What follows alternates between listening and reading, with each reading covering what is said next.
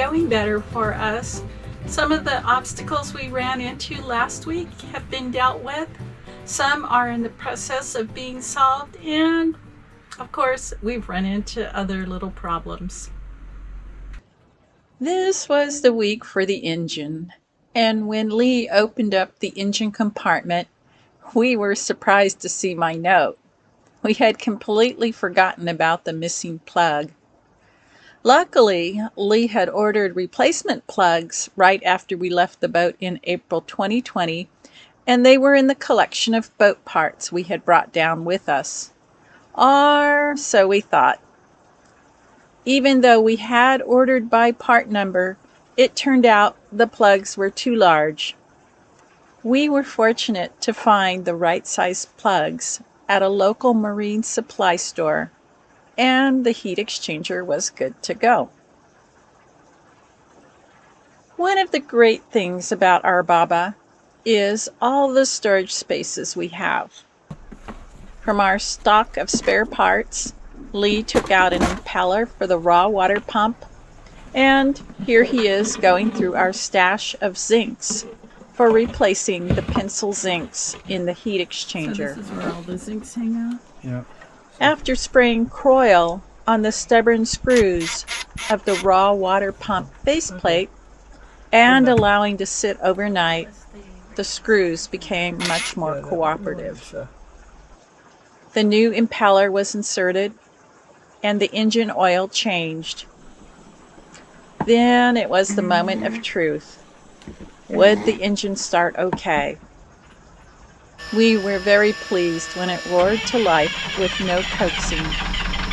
However, there appears to be steady dripping of water from the drip hole of the raw water pump, indicating the seals, our bearings, are going bad. Time for a rebuild. Mike and Lee's brother Paul arrived, and with them they brought a couple of options for our sink drain. After a couple more trips to the local plumbing supply stores, they had quite an assortment of pieces from which to put together a working drain. The main problem was the lack of threads on the sink drain and the fact that it is a custom drain. So, Standard kitchen sink drains would not fit, it's okay. and that was an option they explored. Additionally, the new macerator has different input and output locations, requiring a new mounting placement.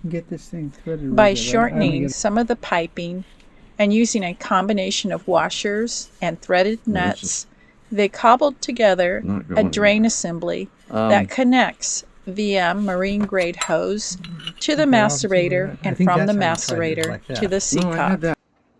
Paul used a sheet of paper towel placed under the connectors overnight to check for leaks. If the paper towel wrinkles, there is a leak. I thought it was a clever idea.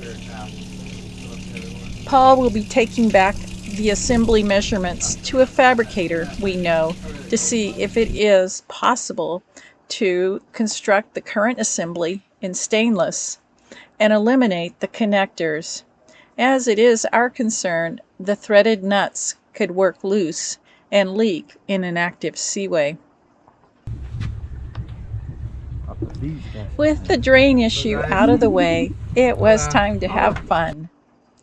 We chartered a panga, La Pistacha, through Baja Adventure Company, our Baco, here at the marina. We opted for this extravagance versus a regular tour to lower our COVID exposure. It was certainly worth the cost. I think I was smiling all day long, and our guide Christian and Captain Ivan, or Ivan in Spanish, were great. I was particularly interested in seeing the eastern side of the islands, as we had never been on that side, as there is really only one significant anchorage, Playa Bonanza, and that anchorage is best for the westerly coromwells, the cooling winds that blow from the Pacific. Bonanza also has the largest stretch of beach. Working our way north on the eastern side, the sides were steep with volcanic rock formations.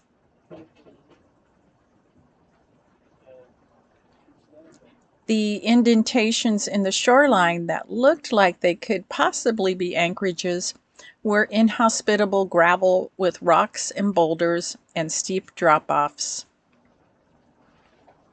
A stop at La Cueva, or the cave,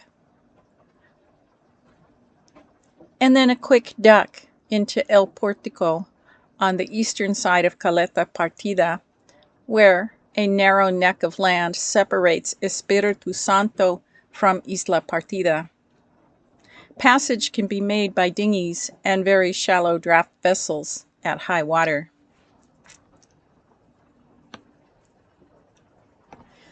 As we rounded the northern tip of Isla Partida, our first snorkel stop came into view, Los Islotes, the largest sea lion colony in the Sea of Cortez. We slowly motored along the area of the nursery and where the male sea lions were guarding their harems. On the northeastern side, avoiding the males, we went into the water and swam through the arch to the coral reef on the south side as Ivan and Paul followed our progress in the boat. Lunch was idyllic at Ensenada Grande, and Baco provided a tasty, satisfying meal of ceviche, ham sandwiches, and fruit. Another snorkel stop at the rocks off Carboncito, and then our final snorkel along the northern sheer wall of Isla Ballena.